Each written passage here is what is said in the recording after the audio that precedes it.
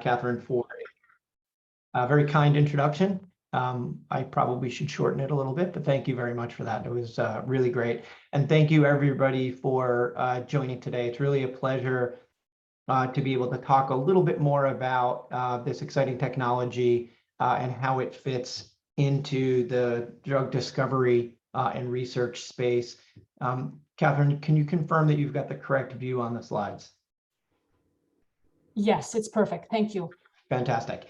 As Catherine introduced, my name is Matt Silva. I'm the CEO of In Vitro. I'll talk very briefly about In Vitro and the work that we do, but only insofar as it describes the role of CFP and how it's value add among all of the imaging technologies that we have available to us to improve the drug research and discovery process.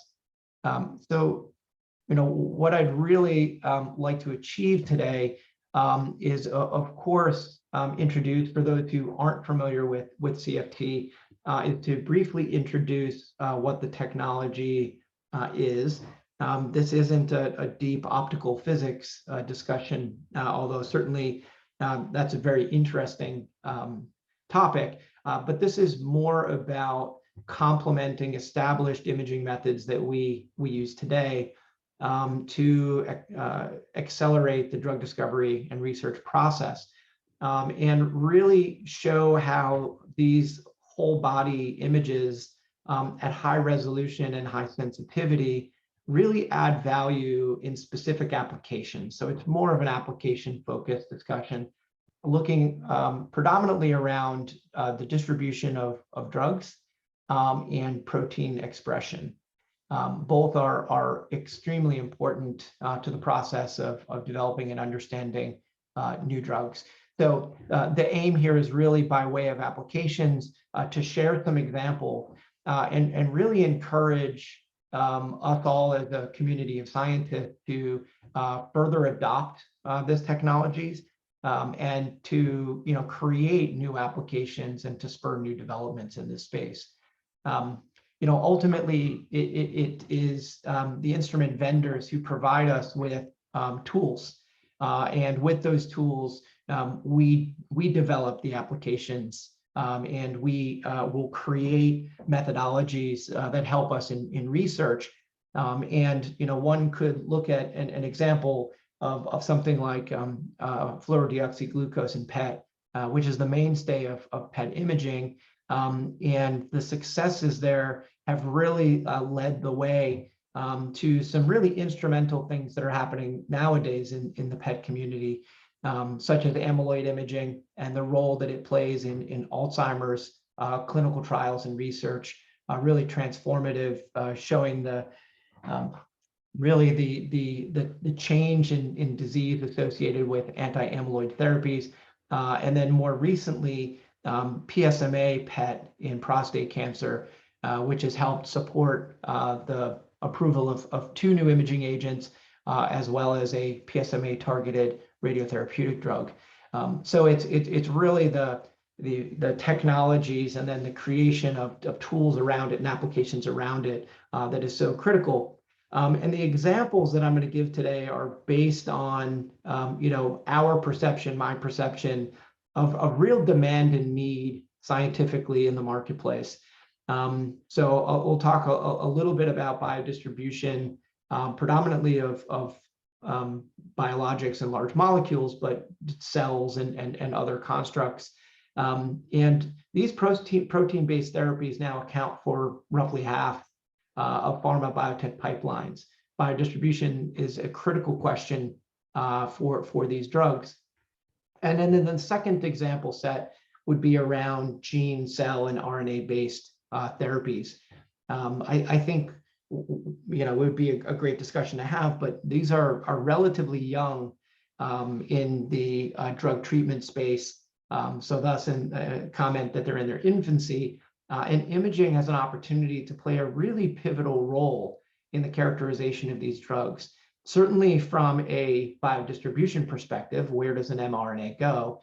But then more importantly, from a protein expression perspective, how does it alter What is the pharmacodynamic effect of these therapies?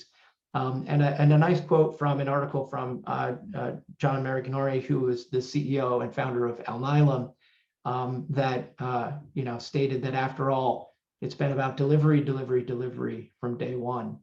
So we don't want to overlook just fundamentally understanding pharmacokinetics and dynamics of our drugs. So just very quickly, why focus on these areas? Is there any data to support the claims I just made? On the left-hand side, you're going to see a screenshot from a report from Pharma Projects. This was as of January of this year. And you can see the increased prominence of biologic drugs as a percentage of the overall pipeline for pharma and biotech. So steadily growing and accounting right now for about 45% of the total pipelines. And then on the right, true hockey stick of gene and cell therapy products. So since '95, just a massive increase in the number of drugs currently in investigation in this space. And so if we just look at these two examples, there are certainly a lot of questions that need to be answered. By way of introducing sort of the perspective that I bring and that InVicro has, we're a business that provides services to pharmaceuticals and biotech companies. Those services range from discovery and animal and tissue all the way up into clinical trial support. And ultimately, if you think about what is it that we do, what are the application sets, which is really the premise of this whole discussion. What kind of questions are we answering for pharmaceutical companies? First and foremost is biodistribution. Where does my drug go? But then there's the more formalized kinetics associated with it. How long does it take for the drug to get there? How long does it reside there? What does the washout look like in those tissues? In the context of anything that would sort of elicit new protein expression, a term we use internally is pharmacoexpression. And if you're attempting to express a new protein, do you succeed in expressing that protein and where? And that's very much related to pharmacodynamics, which is the concept of whether or not any drug would have a biological effect. Response then is that biological effect meaningful? Does it affect the course of disease? And as a business, we utilize a whole range of technologies. Just on this slide here, you can see PET, you can see CFT in the middle, you can see some MRI in the CT here. So, we use a range of tools that enable us to measure and visualize biological and pathological processes, and then the effect of therapeutic drug. And CFT as an emerging tool plays an important role there. So if we were to consider where CFT fits in the pantheon of available technologies, there's a few ways to visualize it, but one might be the scope of resolution that you have. So what is the smallest element that you can resolve from subcellular, so organelles within a cell, all the way up to more organ-based assessment, which would be deemed low resolution for imaging. And then the amount of tissue that you're able to interrogate at any one time. So in vivo imaging, like MRI or CT, is generally low resolution in terms of the size of structure that you can interrogate, but you're able to look at a large amount of tissue at one time, specifically whole body. And so that provides a tremendous amount of value in assessing a whole organism or animal or human. Whereas cellular microscopy gives us an opportunity to look at cellular and subcellular structures, but in a very small amount of tissue, which we generally hope is representative of the larger lesion or what's going on biologically. And CFT serves to fit in the middle, where it provides an opportunity to achieve high resolution, not subcellular resolution, and it achieves larger massive tissue. So it really does bridge technologies that we rely on. And as we'll talk a little bit more, at high sensitivity as well, which is really important for tools. And any one of these is always an interesting discussion around which are more sensitive, which are higher resolution, and the role that they play. But from our perspective, CFT fits in very nicely alongside these other tools. The team at Emit was kind enough to provide a video on, okay, well, what does it look like to collect this kind of data? And then I'll go into a little bit more depth as to what that means. But first, I'd like to pause and just share this video, how simple it is to take a sample, in this case, an animal, to block it, and to put it in a material basically that's going to fix it in place for sectioning, put it into the instrument, and then in an automated way, section that sample and create images from it. So what that means, sort of practically speaking, is this OCT embedded cryopreserved sample, this animal here, is basically blocked and put in a sectioning instrument that does block face imaging. And I'll talk a little bit more about what that means in a moment. But what it provides are these high resolution images of the block surface.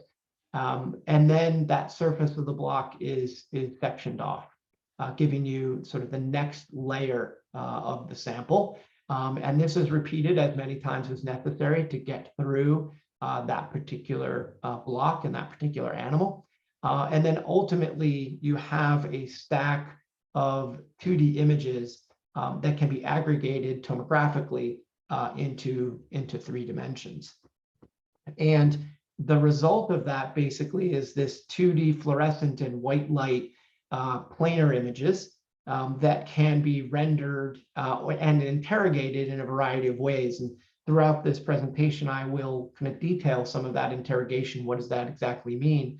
But on the left-hand side, you can see for different structures, either a whole animal, a whole mouse, or a mouse brain, or a mouse kidney, you can achieve very high sensitivity imaging of fluorescent objects within the animals.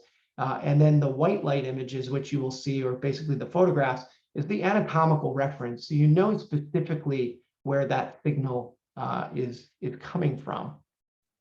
So I think that one of the best ways to understand how this plays an important role is really to see some of the examples. So I'd like to focus on some of the applications in biodistribution and in RNA and gene therapies. And these build on kind of complexity as they go along. So first example being more of a straightforward biodistribution and clearance study, followed by the distribution of a biologic, a therapeutic biologic to target cells in the whole body. And then moving on to whole body antisense oligonucleotide biodistribution. And then that local biodistribution, and as I mentioned earlier, study of its expression. So where are we seeing protein expression? And then finally ending up with an adeno-associated virus, or an AAV biodistribution and protein expression that not only uses CFT, but also combines it with SPECT imaging for whole body live animal imaging, and how those two tools complement to see not only where does this virus biodistribute, but where is the expression occurring? So really critical questions in drug discovery and development. So the first example that I'd like to give is, as I mentioned, focused on the biodistribution and clearance of QDOT that's been infused into the ventricle of the brain, and trying to understand what the time course of that clearance looks like post-injection. This data is courtesy of Dr. Craig Ferris from Northeastern University. And you can see that there's a time series of animals. So there would be 5 animals that were infused with the Q dot intraventricularly, sacrificed, locked, and then imaged. What's really fantastic about a technology like this and the device that EMIT has really perfected is that all of this really can be done in a 2-day experiment. So the injections and the weighting can take place on day 1. Then the animals can be prepped, blocked together, and imaged all at the same time, providing really quick turnaround on answering these important questions. And so you can see the extent of biodistribution that occurs due to the 3-dimensional renderings of that distribution. When I first reviewed this, I thought that the signal in the nasal turbinates was really interesting. So did a little bit of work. There was a group, Badusi et al., who did publish in 2015 using slightly different methodologies, but a biodistribution that's not dissimilar. So there's some concordance here with regards to what's been published in the literature, which I think is really fantastic. Just for note, for those looking here, the images are oriented differently, whereas the top and the nose is at the top of the images in Dr. Ferris's study, whereas in the paper they're rotated, and I've labeled nose is to the bottom. So just an example, I think a very straightforward example of how this technology can be used to study biodistribution and clearance. Switching gears a little bit, there is some interesting work conducted and data provided by EMIT in visualizing cancer cells and drug distribution specifically to those cells. So a very common study that's done in pharmaceutical research is to look at some sort of either fluorescing or bioluminescing cell and imaging them by bioluminescence or fluorescence and seeing the presence of the cells and how that changes with therapy. So here's an example where there are 2 things actually that are being interrogated at the same time. On the left-hand side, you can see the cancer cells, which express TD tomato.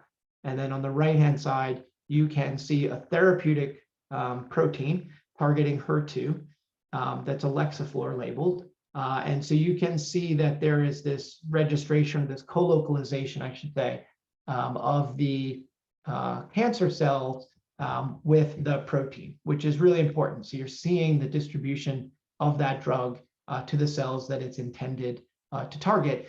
And in vivo imaging is a really powerful tool, in particular for looking at the time course associated with it.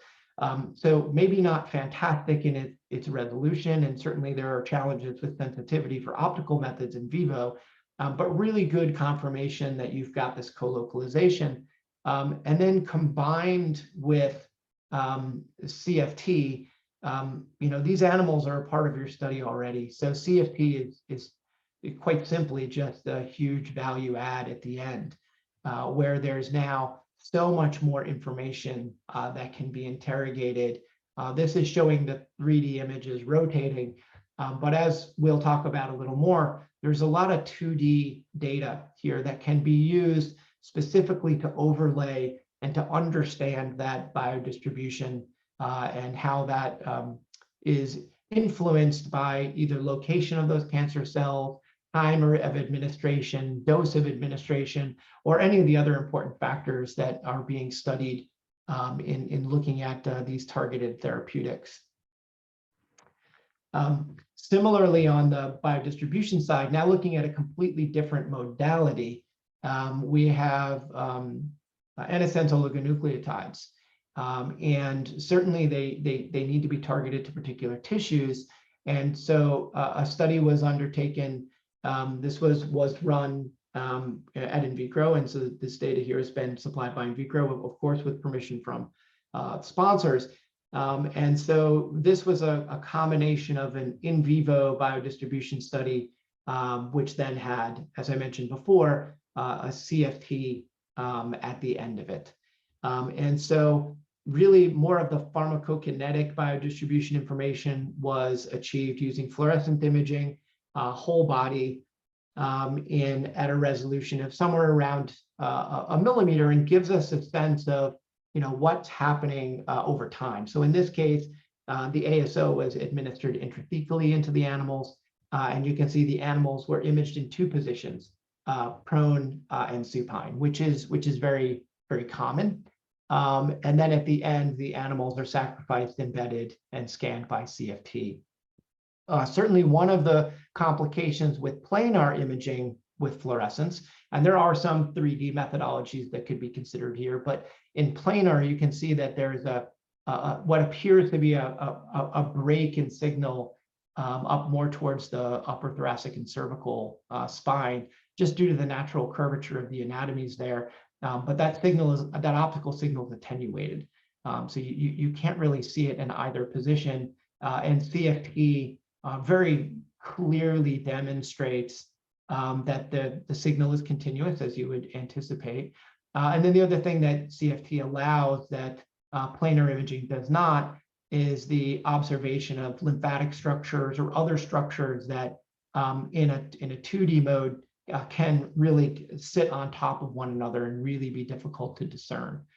So great value add here to include CFT to better understand this biodistribution. Similarly, in looking at another oligo experiment and looking at not just the biodistribution, but now protein expression. So advancing the types of questions that we're asking with this technology, but still using both in vivo and ex vivo techniques. So in the top panel, looking at the fluorescently labeled ASO and its biodistribution over time. D here indicates day, so from day 1 to day 15, you can see those images. And at the bottom, what you're looking at is ASO-dependent GFP expression in this transgenic animal. So where you're able to see GFP in this case was used as the surrogate for the protein that's being expressed, and something that can be visualized by imaging. On day 15, the animals were sacrificed at end of study and then submitted for CFT imaging. In this case, the drug was administered intraocular. So you can't really detect that easily on the whole body images. Certainly the person performing the study would know that, but it would be difficult for us to interpret that from these images. But as you can see in the rotating MIPS on the right-hand side, very clear, there's one eye in which the ASO itself is sitting. And then on the bottom, it's a little bit more difficult to see, but it will be that same eye as it rotates around. You can see that there is specific GFP expression there that's related to the ASO. Now, one of the points I made earlier about the technology is it's fantastic that it is enabling this 3D visualization and that we can make MIPS and other 3D renderings. But there's a tremendous amount of information that exists in the 2D images that we need to interrogate here to really understand what's going on. And the way that the instrument works to collect both fluorescence and white light provides us with anatomical reference directly embedded and registered with where the fluorescence signal exists. So in the top, we're looking at the biodistribution of a Cy5 labeled antisense, as I mentioned. And you can see the white light image, the white light and the fluorescent superimposed on one another, and then you can see the fluorescent image alone. So that's the structure in which the images are put together. Just focusing on the middle or whichever pane you prefer, you can see an intense amount of signal in the eye that was injected. So the ASO is in fact in the eye as you would anticipate it to be. Really important in the interpretation of such images is you can also see signal behind that eye, which could be misinterpreted as leakage or distribution of that compound or clearance to other tissues. In this case, it's it's really more the porphyrin 9 that exists in those tissues in the Harderian glands. So not surprising at all that we'd see signal in the Sci-Fi channel for that. But I think what's really important here is that we can see the localization of the ASO. And then in the bottom panel, same layout of images, and you can see very nicely and better actually in 2D that there's ASO-dependent GFP expression. So if you focus on the image on the right, bottom right, and the arrow, you can see that where this ASO has been injected, there is GFP expression that is localized to where that occurs. And really useful, very quick way to confirm that expression, and of course can be followed up with higher resolution tissue-based fluorescence. But obviously, as we talked about earlier, massive tissue, you would have a smaller field of view generally associated with it to achieve that higher resolution. Like we see autofluorescence in the Sci-Fi channel, certainly GFP will have its own complications with autofluorescence, which exists in the images. But again, just sort of knowledge of that from an optical physics and science perspective, allows you to focus the analysis on the critical tissues. So, from my perspective, really value add here in the characterization of these therapies.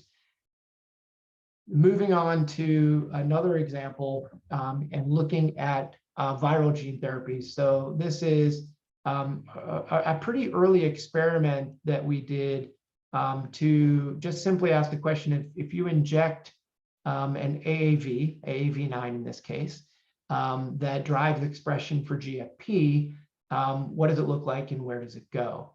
So on the left-hand side, you're seeing a run through of the individual sections of the animal with the white light superimposed on the fluorescence.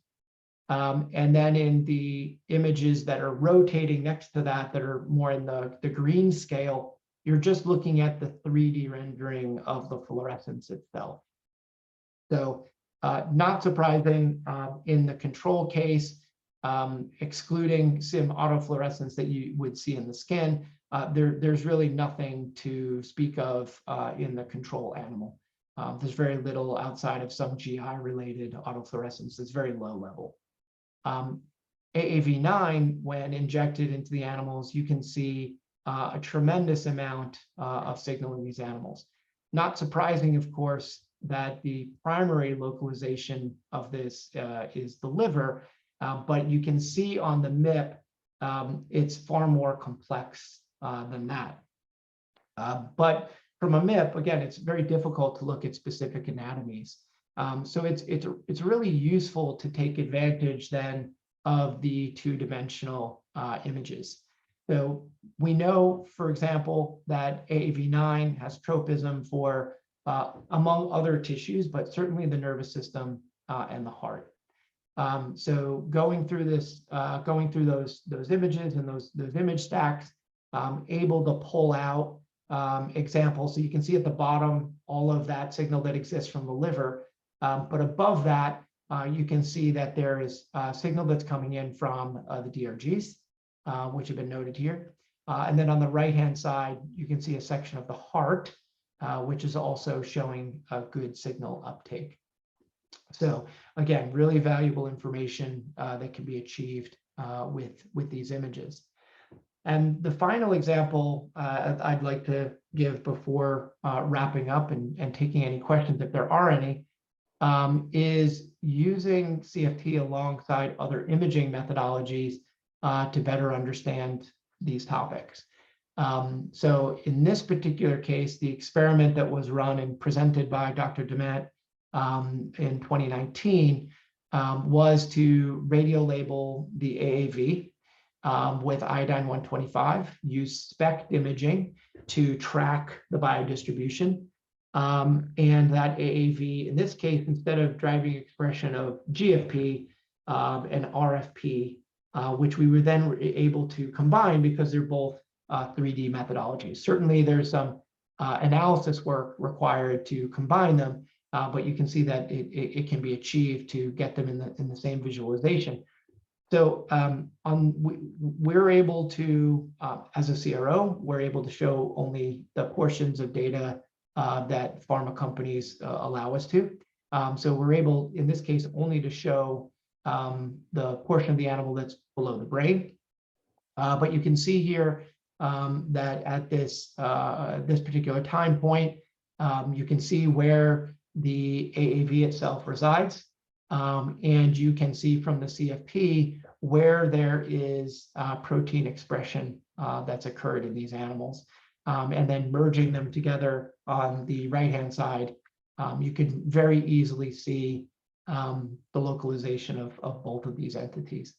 So again, really powerful technology to interrogate really complex questions. So I appreciate certainly everybody's attention. What I really wanted to do here was focus on applications of this technology to show how it can be utilized in drug distribution and to look specifically at also protein expression. I would say, quote unquote, traditional drug discovery or therapies, such as small molecules and biologics, the PK-PD efficacy relationship is certainly a critical one, along with understanding biodistribution and clearance. They're absolutely essential part of the hit to lead process for new drugs and lead optimization. And ultimately, the decision around what new molecular entity will be nominated for clinical. And so the more work that can be done preclinically to de-risk these molecules is absolutely important. And while biodistribution may seem like a rather simple element, we see often that biodistribution can end an otherwise potent drugs development cycle because it's not optimal to achieve the therapeutic aims. And in emerging areas like RNA and DNA cell therapies, biodistribution and expression are very much the name of the game. We've all, over the past couple of years, really started to understand RNA therapies a little better. In the case of vaccination, where it's just an intramuscular injection, certainly we know where that injection and what the localization looks like. But for systemic therapies, for applications in neurological diseases or in oncology, many other diseases where systemic administration is required, it's very difficult to predict where these are going to go. And it's more than just where they go, but how long does it take for them to get there? What is the duration that they reside? And then ultimately, what is the durability of that process? So if it is mRNA and meant to elicit production of a protein, how durable is that? And how often do you need to administer such therapies? These are all critical questions. So what I've tried to do here today, and didn't give a lot of multimodal examples, but I think we all understand, many of us certainly do, the role that imaging in general can play and the diversity of tools that we have available to us. And CFP is a great complement to those tools, providing whole body, high resolution and high sensitivity imaging. Oftentimes these studies, once the animals are terminated at the end of a study and after the in-life portion is complete, what we have here is an opportunity to get additional information to really support the 3 R's of research and making sure that we're getting as much as possible. And what we see here, the Zera system, which I didn't talk about in great detail, and would encourage everybody to speak certainly with the team from Emit Imaging, but Emit has developed, as just shown by the video, user-friendly system that it basically enables us to ask these complex questions. allows us to visualize more from the studies, to develop new applications and to extract new knowledge. So with that, and I think a good deal of time to spare, if there are any questions, I will wrap up, and again, sincerely thank you all for joining.